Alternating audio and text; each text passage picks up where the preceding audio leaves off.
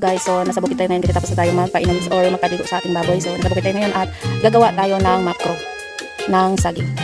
So ipakita ko sa inyo guys. So ginagawa ko na to dati sa hindi pa nakapanood ay ito yung ginagawa ko para natanim ko yan yung mga saging yan. Pinagmamakro ko yung iba dyan. At dito ko ilalagay yung minakro ko. So maging ganyan siya. Pagkatapos niyan, tinanggal ko na yan, linilinis ko at ibabad ko dito na mga ilang minutes bago ilagay doon. So mag-start muna ako guys para may magawa tayo.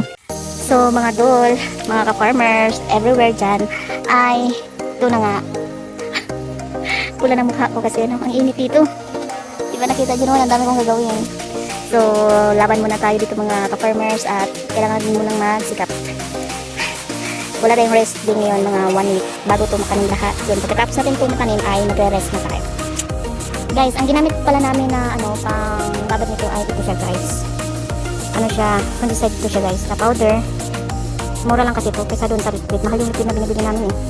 Worth of 1,000, samantalang ito ay worth of 150 pesos lang. So nakasave tayo. So ito lang siya guys. Dapat ganito siya guys, kasi ito suitable yung yung paglabas ng dahon. Dito siya. Hindi dapat siya nakaganito kasi malalata to eh.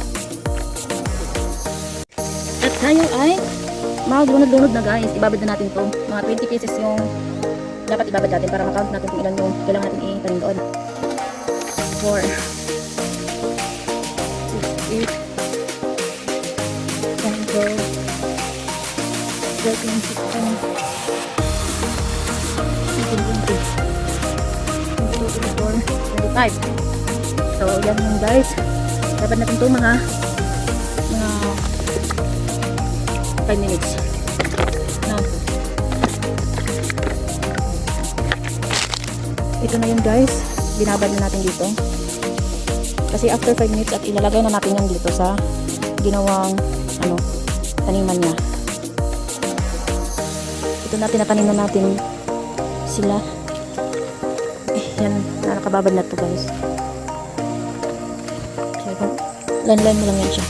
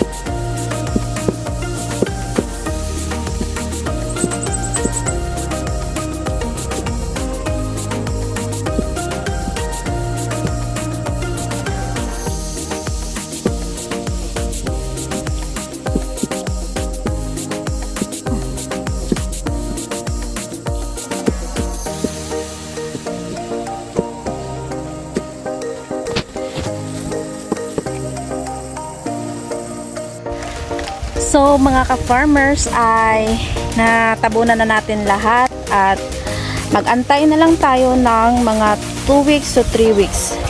So tapos na tong nalagyan lahat mga farmers. Yan. Nilagyan na yan lahat. So 3 weeks or 2 weeks babalik tayo dito at titignan natin. Papakita ko sa inyo.